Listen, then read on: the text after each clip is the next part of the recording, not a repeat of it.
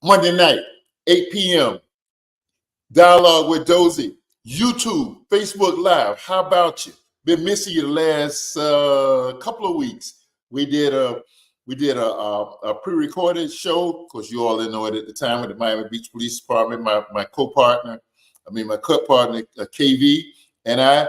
Then the Madam Producer did the show with the motorcycle cross-country ride with Albert Dodd a few weeks ago, and then last week it was a takeover. Girls, I got to talk about that takeover. Y'all got to give me another hour with that, because y'all got too much humor going on. We're back live, Dialogue with Dozell. We're back. But tonight's show, awesome show. We're going to talk about the show in 1 second, but we want to tell you tonight's show is celebratively, let me change it. It's celebratively dedicated to the love, to the memory, the legacy of Bishop Carlton Pearson. You weren't going to make it, but the Lord somehow brought you through.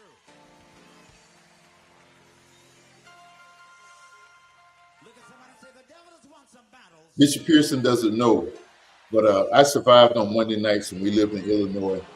I would be up Sunday night, midnight, every Sunday night watching PBS when his show came on. And man, the anointing was so thick that you could feel it through the TV in those cold, snowy days during our term in the plains of Illinois. Bishop Carlton Pearson, a Pentecostal preacher who went to Oral Roberts University, where he was one of the world action singers. Some of y'all got to been around for a minute to remember them. Bishop Carlton Pearson went on to become one of Dr. Oral Roberts' prime students, advisors, connected person to the African American community, and just Carlton was an advisor to presidents, to Congress people, to people of all forms of life. While as pastor of the Higher Dimensions ministry there in Tulsa, Oklahoma, they had homes where when people were released from prison, they went to live in those homes. They had single mothers. A lot of it had to do with his raising as a Pentecostal there in San Diego, California. Bishop Carlton Pearson would have as many as 5,000 members at the Higher Dimensions of Christian Center there in Tulsa that he had founded. And after having a theological redirection, he lost a lot of his popularity. He was defraud bishop in the Pentecostal church. He paid a lot of consequences. High Dimension ended up closing down. It went from thousands to dozens.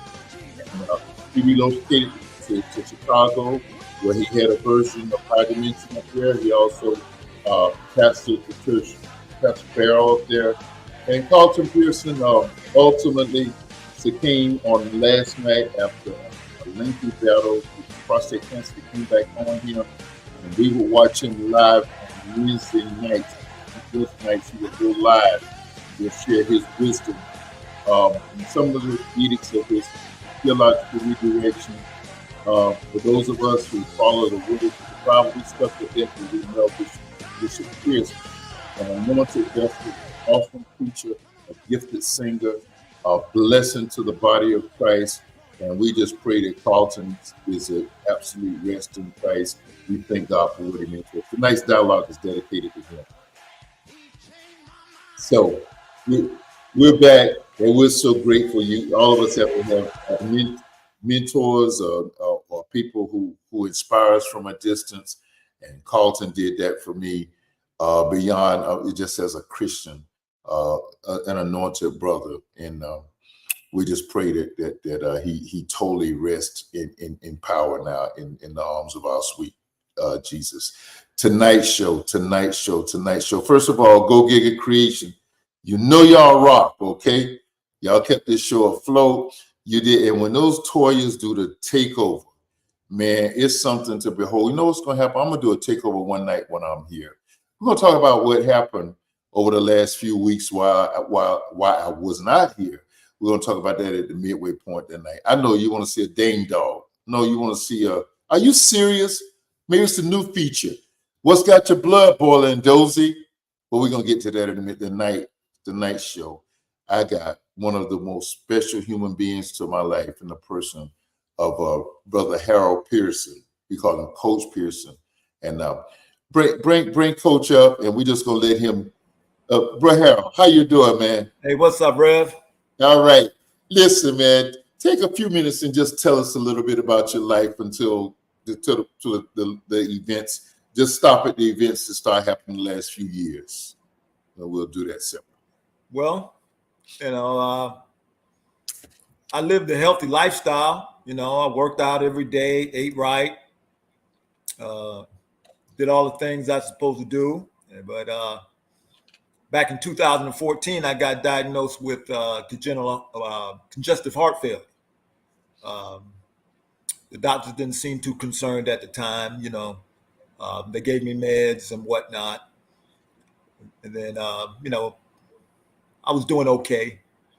But then round about 2016, I took a turn for the worse. Heart started to fail real bad. Wasn't doing well. So I had a friend of mine that was a nurse. At the time, she entered me into this research program using stem cells. I got the stem cells around about in 2017, and man, it was tremendous. I immediately got better. The weight started coming back, the muscle mass, everything. I was getting back to my old self, and I was doing great. Then round one, yes. Can we do a timeout, Coach? Excuse me for cutting in. Can we do a timeout? You're gonna pick up right there where you left off. Take us back to your life prior to all of this. Prior to all this? Oh, okay. Yes, okay. I understand what you're saying now. But prior to that, man, I was coaching. I was a very successful coach. What about before then? I beg pardon? You played a little ball before then. Oh, yeah. Okay. We want to take it back there. Okay. All right. We can go back there. Well, I'm a native of Fort Lauderdale. I attended Nova High School. There I played football. I received a football scholarship to the greatest higher institution of learning in the world, Southern University, Baton Rouge, Louisiana. And from there, after graduation, I got into coaching. Came back home, got into coaching, high school, making my name around the South Florida area. And then I got an opportunity to coach college ball. And I went up to the University of Akron, started my college coaching career there. Matter of fact, you guys might be familiar with one of the guys who was on the team at Akron when I was there. His name is Jason Taylor. Played for the Dolphins. Wow. And there I achieved got great coaching experience, got my master's degree in education. And then from there, I went to the University of Louisville. I coached at the University of Louisville. And once again, I coached a former Dolphin that was there. He goes by the name of Sam Madison. Okay. So after my tenure at Louisville, I went to the University of Evansville in Indiana. I was there as the defensive line coach. Then from there, I came to the University of Florida. I went to the University of Florida, and I was a strength and conditioning coordinator. That's where my love for the working out and getting my players bigger, stronger, faster. And I think I look back at my career as a coach, and I think about what was my greatest attribute as a coach. And I always come back to say, development of the kids. I got those kids, developed them, on and off the field. And that was a great thing there for, seeing those kids. I went to, I met Rev. Matter of fact, the way I met Rev, I coached his son. I coached his son at North Lauderdale Academy. That's when me and Rev formed our relationship. And from there, I went on to start other programs from scratch, Parkway Academy. Currently, I'm the athletic director at Avant-Garde Academy, and we started football up just 4 years ago. And out of the 4 years, we've made the playoffs three out of the 4 years. So I think we're doing pretty good there. And in the meantime, while I was doing all this, like I told you, I got struck down with congestive heart failure. And then I'll go back to where I was. I was doing well for a while, but then I started to fall off the wagon. A friend of mine, she was a nurse. She enrolled me into this developmental program with stem cells, and I got those, and I did, like I said, I did very, very, very well. Very well. I thought I was back. And then, like I said, during the COVID, when COVID first hit around March 2020, that's when it really hit. That's when I started to, fall off the wagon again. Slowly going back down that rabbit hole. And then eventually, I marked this day, I was in and out of the hospital, taking the meds, seeing doctors, all that constant stuff. I feel well for about a week or two, but then I start going downhill, Then when it got to the point where it was getting tough for me to just get up and get dressed and just get up and walk out of my door to my car. But during these dark days, God sustained me with a will that I was continuously working. And then the day that I marked down that changed my life, I had just gotten out of the hospital. And my girl told me that she booked me a doctor's appointment. And I said, well, geez, I just came out of the hospital. Why would I want to go to the doctor? But they're not going to do nothing. They're going to tell me the same old over and over again. See, this is where God is working. This is where God is working now. Mm-hmm. So she said, no, you're going. I'm like, come on, man. I ain't trying. This is a waste of my time. All they're going to do is just look at me, blah, blah, blah, blah, and send me home. So, okay, I'm going. Okay, so I go. We laugh about it now. I'm sitting in the lobby waiting to go see the doctor. Whole time I'm thinking about where we going to go eat lunch at. Okay, so they called me in there. Doctor, I'm sitting in there in the office, in the examining room. The doctor walks in. He looks at me. And he says, you know what, Coach? What I'm about to tell you, you're not going to want to hear. He said, you're dying. Wow. And, I knew I wasn't doing well. I knew that. Okay, I knew that. And he said, there's nothing more we can do for you. We gave you the meds. The meds are not working. And this is the kicker now.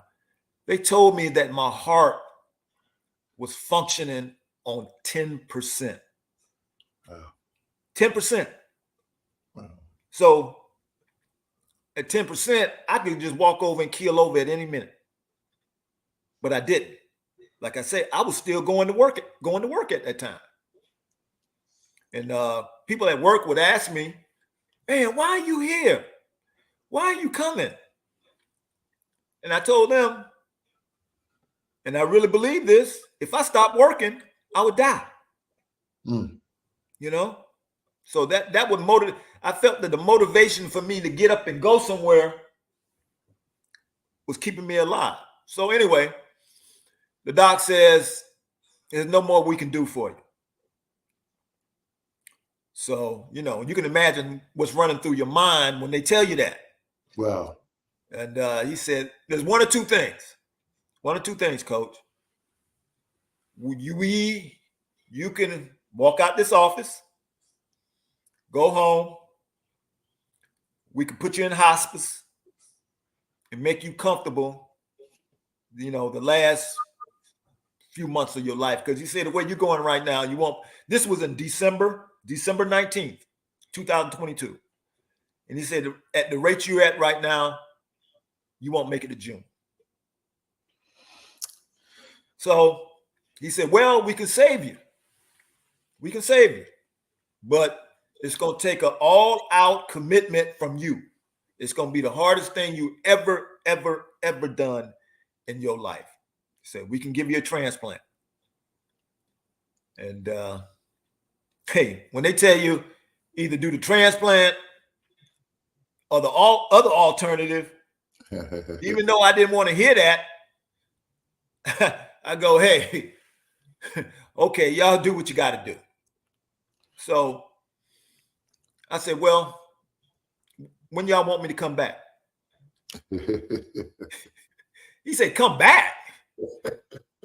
We admitting you right now. Yeah. I said, whoa. Right now? He said, yes. Oh, boy. Told me. Cool. I was not mentally prepared for that at the moment. Let's put a pause right there if you don't mind. I'm sorry to cut you. On the dialogue tonight is a childhood, churchhood, Bethelite, the Bethel Church, Bethel Baptist Institutional Church, Jacksonville, Sister Karen Lewis. She was a journalism major, and she is with us tonight. I am honored to have my friend with us tonight. She is commenting throughout the show, and we're going to get her on the dialogue real soon. Just so excited to see her with us tonight. Coach, let me just say a few things, and then we'll get you back to your story. Yeah. Coach intimated or he advised us that our association began when he coached my son, Toya's brother. And let me just say this. I remember the day I met you. You walked out on the field. Yes, sir. You walked out on the field. That boy. And introduced yourself. Yes, sir. Well, let me say this. Now, Coach comes from great stock. His dad was an administrator, a former coach, an athlete par excellence, who also graduated from Southern University. I know, Karen, this Southern University thing is kicking in, right? Okay. SU Jaguars, baby.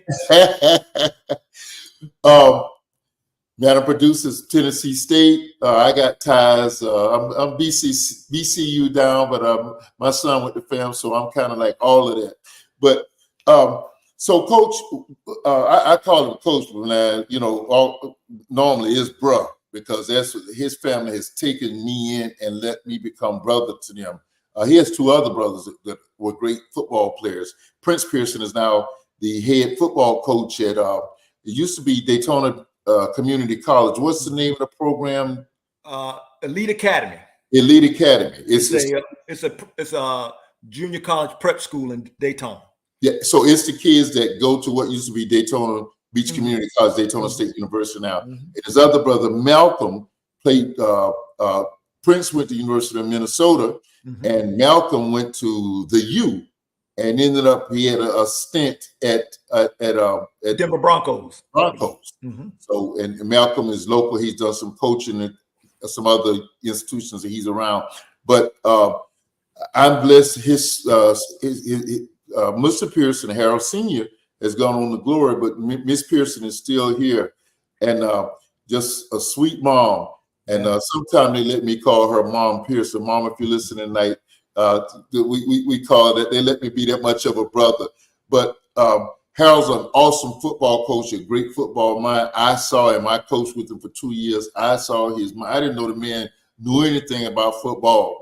About offense. Well, he showed me one time. He took over as offensive coordinator of our team for a while, and he showed us when he was our head coach. So I said all this to say this. Going back to last year, Coach, for a while, back from 2014 to 2016, you wore that Yes, that vest. defibrillator vest. My heart was so weak, I had to wear a vest in case my heart stopped. It would shock me.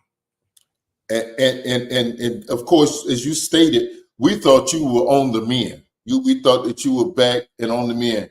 So I want to say this about so everybody would know how close I am to, this is not just he's not just a guest on the show. He's like family to us.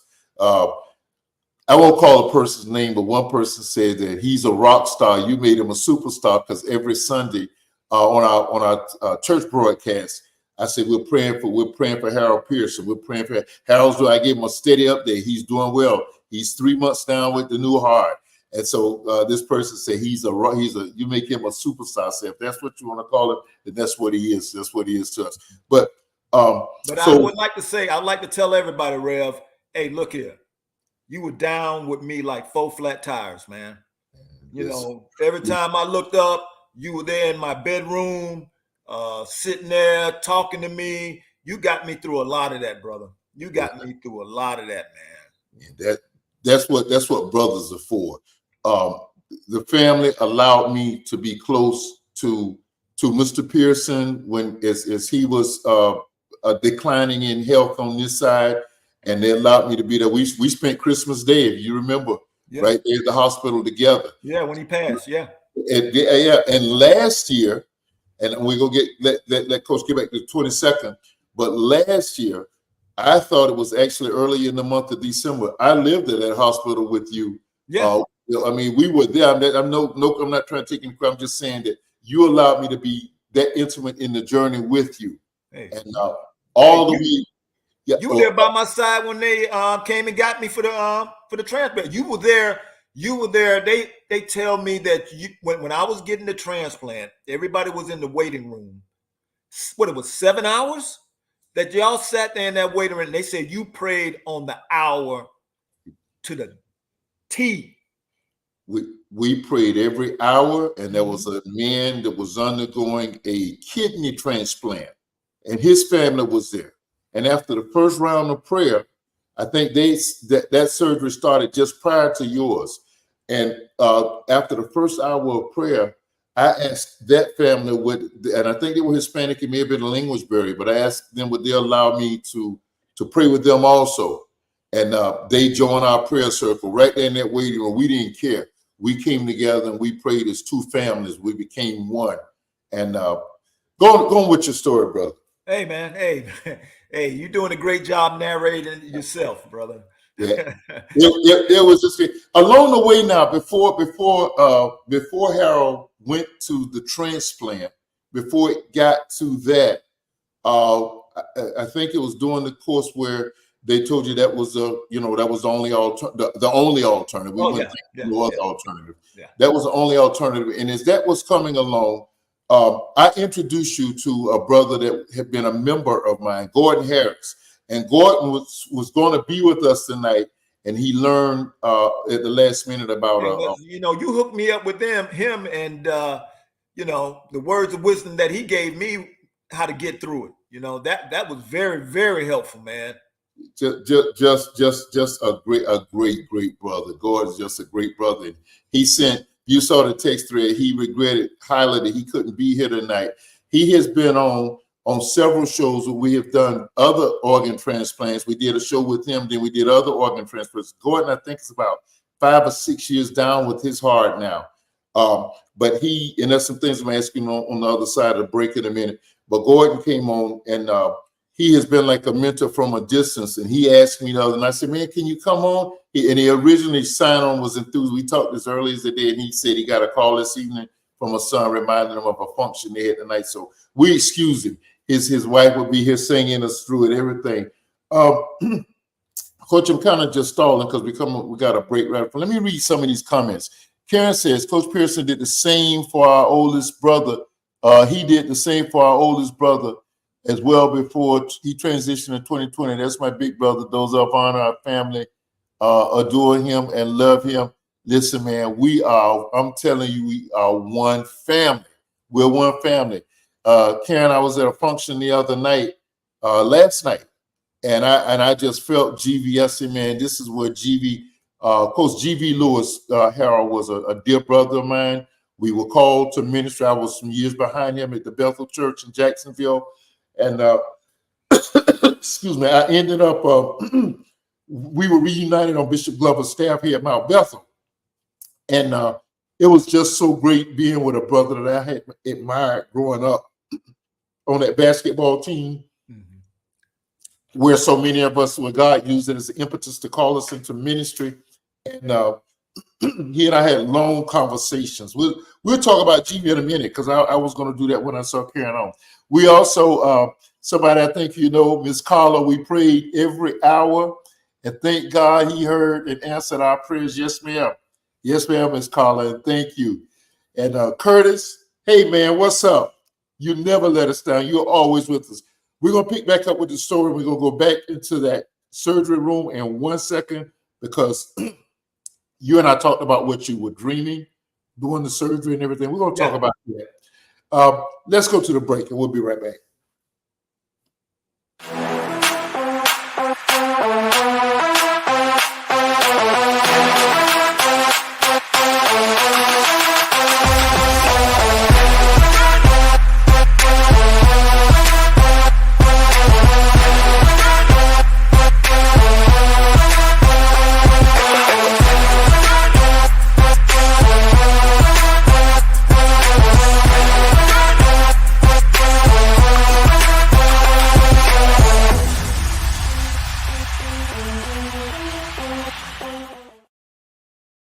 GigaWorld.com, they'll make you look good.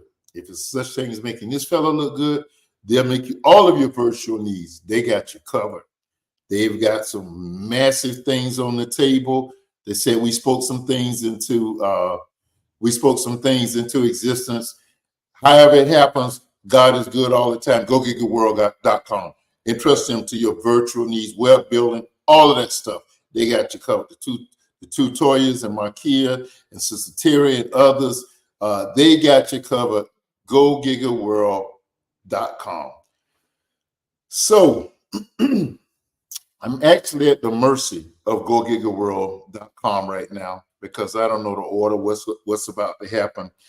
Normally, this is a time when we do dang dog, or are you serious? Or this new one we got going, what's got your blood boiling, Dozell? And I'm going to tell you what's got it boiling. And so Governor Despicable and others are waiting. They're waiting their turns in line. Maybe next week, maybe the holiday season will keep me off of them. But tonight, we just want to share with you, and again, hats off to the Go Giga team for keeping the dialogue afloat and doing it with great quality. The last 3 weeks, back in the spring, we did a cruise. My wife is a ferocious. She likes to cruise. Did a ferocious cruise to the Panama Canal. What a great 10-day cruise that was. And at that point, she said, "You know what, baby?" She said, "I think she heard me grunting when I went to stand up on these bad knees." And she said, "You know what? While we're still physically able, we just need to get around and do some of these things we got on the bucket list." We came back and immediately booked this Mediterranean cruise. We attached a 2-day stay in Barcelona, where we flew into at the front end of it. And I cannot tell you what a great time we had on the back end in Rome. In fact, this time last week, we were actually traveling, or we were in the airport. I was able to catch some of the dialogue while we were waiting in the airport in Toronto, the connection to get back here to Fort Lauderdale.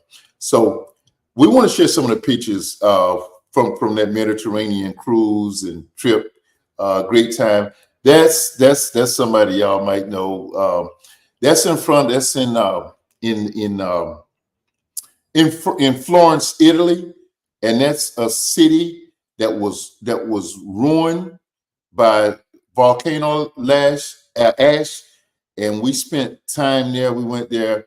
I don't have any pictures of me walking with my assistants, but I had to have assistants for all those climbing all of those hills. Next one, ma'am. and we're gonna try to get through these. Let's go to the next one, please. That is a picture of the ship that transported us for 10 of our 15, 14 days or whatever it was we were away. That was the Norwegian Prima. We've done 6 cruise lines. We got a couple that we really prefer. That's the first time we'd ever done Norwegian. And the Prima is less than a year old, and it has a 3-deck racetrack on it. Now, would you believe, Toya, I'm sure you know, Madam Producer, that when your mother travels, it's like somebody blowing bugle, reveille on that bugle? That's how she did it. So every morning we were up sometimes at 5 o'clock for a 7 o'clock excursion where your dad had to walk up massive hills. And so that night we got back in late that night, and it was just this dark when we came back from the excursion. But we never got to do a lot of things that were on the ship because we were just so busy and so tired out from the excursions and all of the walking. Let's move on. So she thought that the dialogue needed to see this. This was our last day in Rome after we toured the Colosseum. That's a chicken sandwich, you all. Don't look, Coach, because I know that's not healthy. Okay, so that was us when we first boarded the Norwegian Prima. You can see it had a water slide on the outside of the ship, and they had a thing called a drop. People would get in and just slide 5 feet down, 5 floors down, like it was a suction to pull them down. I'm too old for that. I don't even look at that no more. That is the Basilica of St. John. That is the highlight of Barcelona, Spain.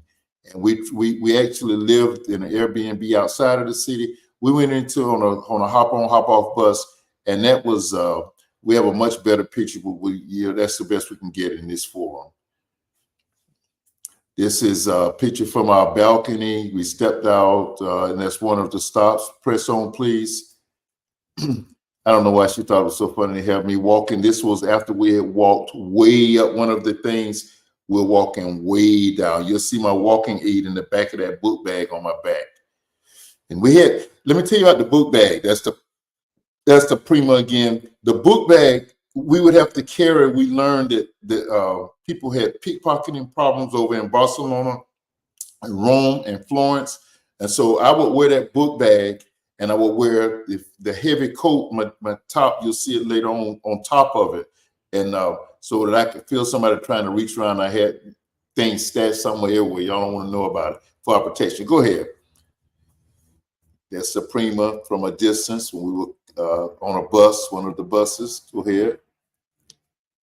That's Pisa. I mean, not Pisa, that's Ibiza. That was the second stop. We couldn't stop the first night because of the storm. Go ahead.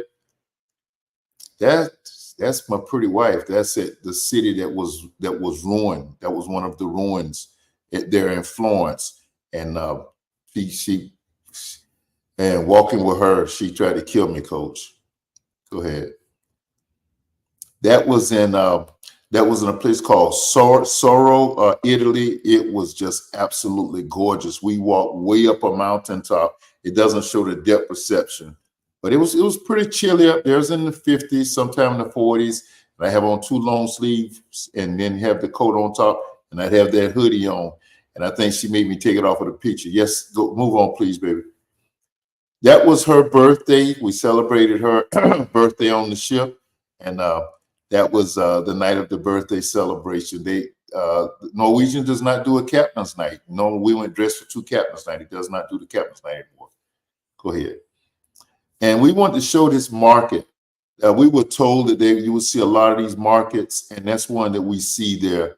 We have all the fresh fruit and everything that your heart's desire, delights. And that was the Roman Colosseum. And we'll talk about that at another show. I want to get back to coaching in a hot second. But we were the 2 gladiators. We pulled away from our group to take that picture at the Roman Colosseum. You just need this. That was a fascinating tour in itself. And thank you. We were so blessed. And my hats off to my dear wife. I've been in 50 states. I've been in every city in America that I really wanted to, except San Antonio. hope to cover that this spring. Um, and in Canada, all of the Caribbean islands, Mexico. I've never had a desire to go to any place else, and it was her desire for us to get out and see Europe. And we're going to go back over at another day. But now, what that trip opened up for me is that I now want to set foot on all 7 continents, and I owe it all to my dear wife and her vision and helping to make that happen. Thanks, baby. Appreciate it. We're back at it. I'm back with my dear friend, Coach Harold Pearson again.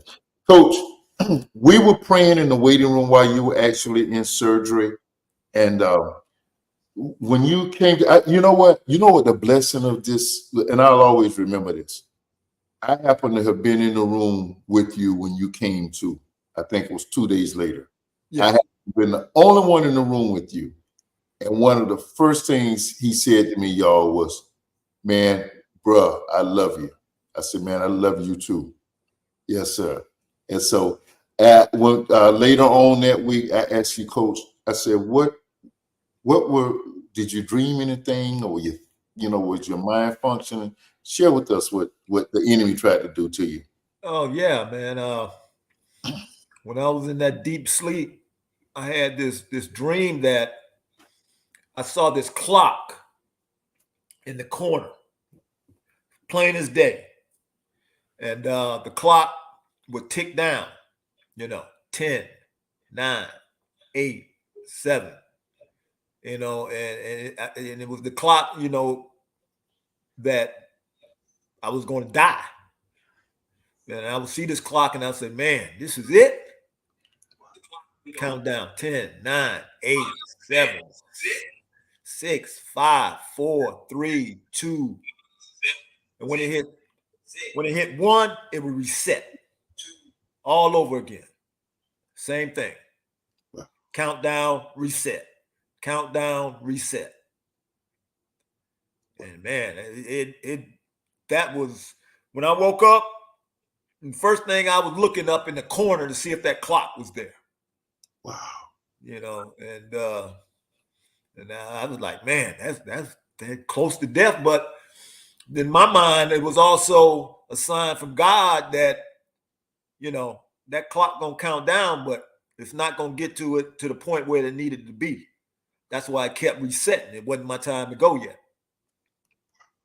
Wow. And, I truly believe that. I truly believe that, God kept me here. He has a plan for me.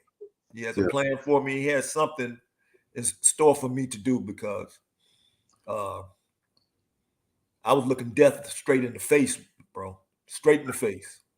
And he didn't take me from here. And I can expound on that. When I first went into the hospital, I thought about this also. And this was God's hands on me. When I went into the hospital, I told you my heart was weak. It was barely pumping. And they put me on life support. I was on life support, this life support drug. And when they gave me this life support drug, I immediately felt better. I was like, wow, what is this you guys giving me? And, it was in the IV, and I had to roll it. I couldn't take the IV out. I had to walk around with it all the time. And their initial plan was they would give me this drug to take home, and I would deal with what I was dealing with, and then they would reevaluate me after a certain time for the transplant. Yeah. So I was like, cool, hey, I was ready to get out of there. Hey, Yeah. hey, when we gonna get this drug? So they said, okay, we gotta check and see if we can get it. So they went to order it. The drug wasn't available at the time. They said it might be available in about 2 weeks. I said, 2 weeks? You mean I gotta lay up in here for 2 weeks? Yeah, man. So after 2 weeks passed, no meds. They said it was hard to get. Yeah. So after the point where they realized they couldn't get the drug for me, they was like, hey, we might as well go. We can't get the drugs for you. You in here right now. We might as well go ahead and go through with this transplant, man. And I took that as a sign, as if that drug was there, They gave me that drug and sent me home. I don't think I would have never got back to that hospital and got the transplant. Coach, wasn't there like a 6-week window that you were in the hospital before the surgery? Wasn't it about 6 weeks? A month. A month, okay. Yeah, you're right, a month. Because we went through all the football, the high school championships and playoffs, and college and pro football. Yeah. Football. They admitted me on December 19th. I got the transplant on January 21st, which shocked a lot of people. People usually be on the waiting list for years, man. People usually die on the waiting list, and for me to get a heart that quickly, once again, that's God telling. I felt God telling me, "Hey, man, it's not time for you to go yet." No, sir. What we kind of fast forwarding through tonight, because this story is so compelling. I see now why he was meant to be here by himself tonight. Coach is he's accomplished. You've heard his resume. He's accomplished in his own right. But what I look for, particularly at this stage of the game, and I don't mean to sound, Lord knows my heart, I don't mean to sound prejudiced, but any bona fide brother that can pour into our young men, my hat's off to him. And he's just that. He coached my son, he coached our son for a short period of time before he was injured, and then both he and Dozell went different, directions. And then I had the blessed opportunity to serve with him. And I saw, even though he's a hard football coach and he's going to want to win them games, he's going to push you to win them and to be the best football player you can be. But I saw a man that poured into young men. He brought young people, parents entrusted their kids with him all the way from deep Dade County, all around the Palm Beaches, all around. And kids came to play for him at these schools. And he still has that ability, even though he's not actually coaching, he's ADing. And what I like about it, it far exceeded X's and O's and Friday night football. This was somebody was saying, man, you're going to get them grades. This is somebody who's pointing them to going to college. And in North Lauderdale Academy, he got several young men in a couple of D1 programs. Yeah. And so these are my heroes. These are the guys like this. So it would only serve that the enemy would try to get him off of his game. Going back, Coach. Pick back up, and I'm sorry. Well, man, finish up the story, bro. After I had the transplant, you was there. The recovery was tough. And you helped me get through that. I remember there were days that you would walk with me when I had to walk. That's right. I didn't want to get out of that bed. And you would say, come on, coach. You got to get out of this bed, man. And but once again, God had his hands on me. Amen. And I started to get better and better. Right now, I'm 10 months removed, coming up on my year anniversary, man. And if you're going to tell me I'll be feeling like this going into Thanksgiving, if you would have told me this back in January, I've been like, man, I can't see it, man. I can't see it, but God gave me the strength. And I look back on it, man, I was in the hospital for 3 months, and that's tough, bro. That's tough, laying up in the hospital. I used to look out the window and just the sky and just the outside. I just wanted to go outside and just stand there, You take a lot of things for granted, and people do.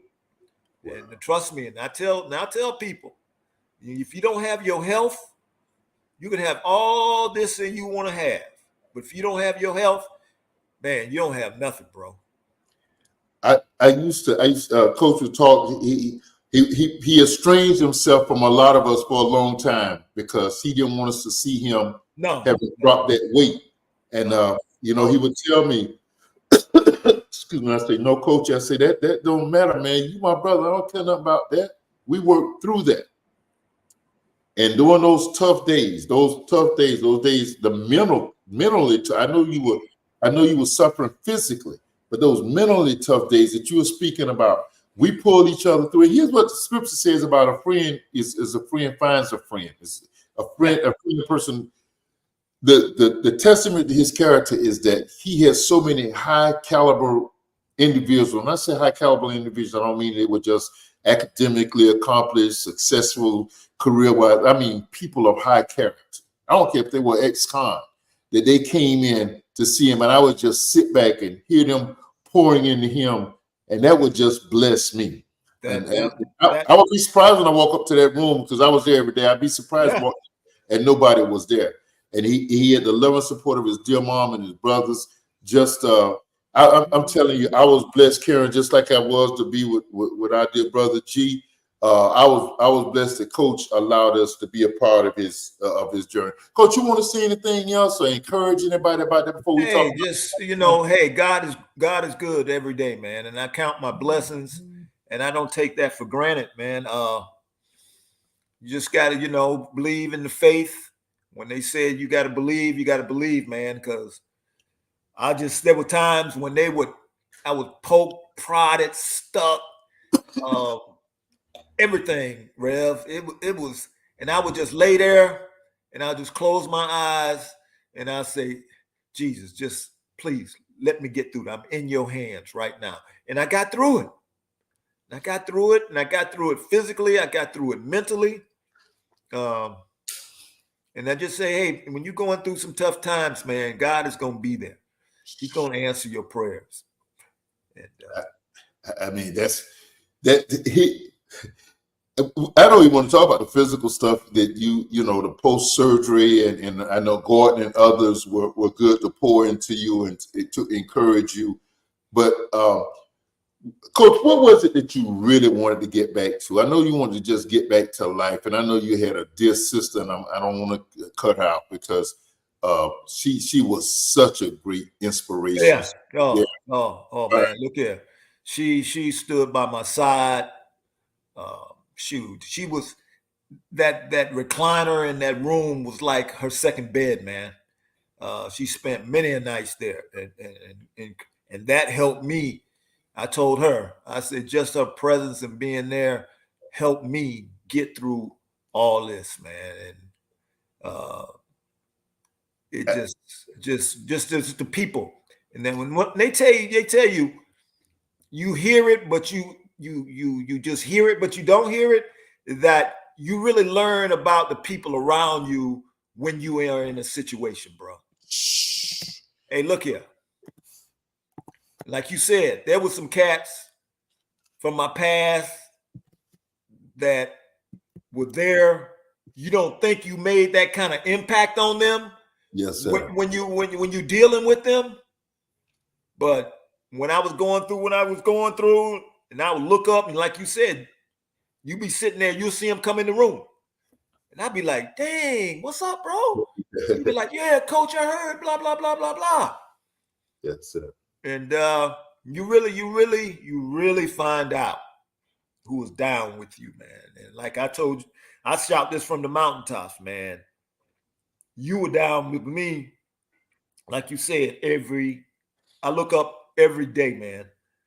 And I tell people, man, that was a true testament of our friendship. I realized, how much you meant to me, and I didn't realize how much I meant to you, And Wow.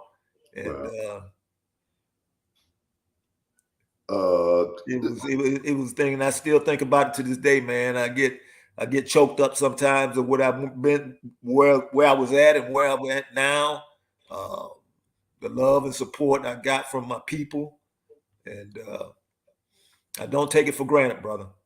Coach, listen, there were times. Now I'm thinking to myself, now, Coach had his health. I probably couldn't talk to him in this with this kind of voice. But there were times that the sister and the brothers and even your mom and there was some times and by me being there was some times kind of had to say, all right, now, Coach, we ain't talking like this. We ain't going out like this. You got to get up and do this. and just had to and that's what brothers do. You'd have Yeah. done the same thing if the shoe was on the other foot. Yeah. Like I said, man, there was time I was laying in that bed. You would tell me to get out of that bed because I had to walk. The way you're blessing is that you got a testimony that goes far beyond an athletic. You got a testimony that brothers and sisters need to hear in church. In fact, Karen is saying, I just want to pick. Karen is saying, I wish Kim was here tonight. Karen says, let me share this. Let me share this as a divine moment. Since October 17th, the passage of scripture, Ezekiel 36:26, has been one of my focus verses. God says, I will give you a new heart and a new spirit. Thank you for allowing me the honor to hear your testimony. Oh, well, that's so awesome. So awesome. So awesome. Coach, what's going on in the world or the world of sports that you would like to share before we get out of here in the next few minutes? This is going to come and go so quick. No, man, it has, man. In the world of sports, I'm quite sure everybody was on the Deion Sanders and Colorado thing. That was very exciting at the beginning of the year. Just watching ball, man, and you see, I'm a student of the game. With me being a former coach, I like to watch coaches of top programs, how they run their programs, how they motivate kids. I'm trying to build a program where I'm at, get it to the level where I want it to be at. And, just living life, man, just being thankful and just enjoying. I watch these games and I say to myself, if it went another way, I wouldn't be sitting here watching these games, Rev. Wow. That kind of dominates your whole thought process. Yeah. And I'm enjoying these games, and I take it. Usually, you just watch a game and you just go on like it ain't nothing. But now, when I'm watching the games, I'm truly thankful to be sitting here watching these games. Wow. And I'm like. So you talked about Deion, and we've been talking a little bit about character, spiritual character, dog character, man character, character. Deion, apparently they're not going to qualify for a bowl bid. I don't think they're going to finish up. So the thing about the Phoenix, I learned, is that the Phoenix rises from the ashes. Yes, sir. And I think the greater testimony is not going to be the beginning of the year when every dignitary and their brother was flying out the bowl of the beat. Yeah, and you know what, and I felt some type of way about that too, man. I felt like during that time it started getting away from football. It was more entertainment, Can you separate them today, though, with the money that's involved? I mean, can you separate it? It got to the point, man, where every time you look it up on a game, they had all these rappers and stars and this and that. And I'm like, come on, man. It's at the end of the day, we got a football game to play. And but I know that was his style, and that's the way he gets down and whatnot. And I just figured part of saying, okay, all these brothers, all this going on this sideline when he's winning, what's going to happen when they're not winning? And then you see, since they hadn't been winning, do you see all those dignitaries on the sideline now? Well, you know what? I come from a family of Marines. My daddy and my brother were Marines. My brother told me, say, you're never ex-Marine, you were, whatever the terminology is. They were Marines. And one thing I learned, I've been in Paris Island enough to know that they strip you down. They strip the part of that getting you where they want you to be is that they strip you down. And I think what's happening with Deion and family is that they're being stripped down. And I think you'll see, he said he got to get some more dogs in there. I think that's what you're going to see happen next year. Yeah, absolutely. But the football mind and of myself, I saw this coming. Even when they was all the hoopla and they was winning, I saw this. I saw the poor offensive line. I saw the poor defense. You know, they were winning in spite of that. And I said, as the season goes on, this is going to get exposed even more so. Okay? Everybody hooping and hollering and da da da da da da. But I say, hey, these issues still are presenting themselves. Yeah. And you got to get that, because I'm a firm believer. The lifeblood of your football team, of your program, is the O-line and D-line. Oh, absolutely. I think that's the lifeblood of that. You can have the greatest quarterback, you can have the greatest, you can have the greatest running back, but you won't see it, because if the O-line is not producing, you won't see how great that running back is. You know, and you see it yourself. You know, Shadur Sanders is one of the best quarterbacks in the country. And he's under siege soon as he touches the ball. Yeah, really. You know? Really. And you gotta, that's the first thing I tell guys, man. They come to me, hey coach, I got this quarterback, I got these receivers, I got this run. I say, what about your linemen, bro? Yeah. Coach, it's unbelievable. This hour has come and gone, and it has. I've enjoyed myself, Rev. I appreciate the platform here. Bless you, sir. Would you do this again? Yes, sir. You know, you're my boy, Rev.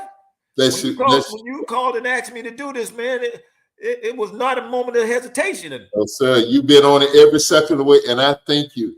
Listen, this was our Thanksgiving show, and the dialogue, we want you to just piggyback and shade Miss Karen, my brother Calvin, who's always with us, and everybody else who's over on YouTube that I can't see, and those who will see the show later on during the week.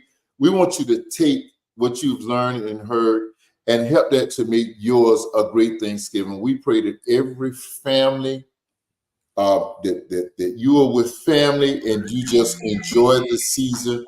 But in the midst of all of us, that we don't fail to give the Almighty God, as Coach Pearson has done all night long, give him the glory, the honor, and the praise. What Carlton Pearson was about is a great praiser, a great prayer, and a great preacher. God bless. Dialogue with Dozell. We're back with you Monday night. We noticed that New Year's and Christmas will be on Monday nights. We'll tell you what we're going to do for those nights. But we'll be back with you next Monday night, and we're going to be continuing in the spirit of Thanksgiving and talking about serving humanity. God bless you. We love you. The dialogue's out. Good night, Coach.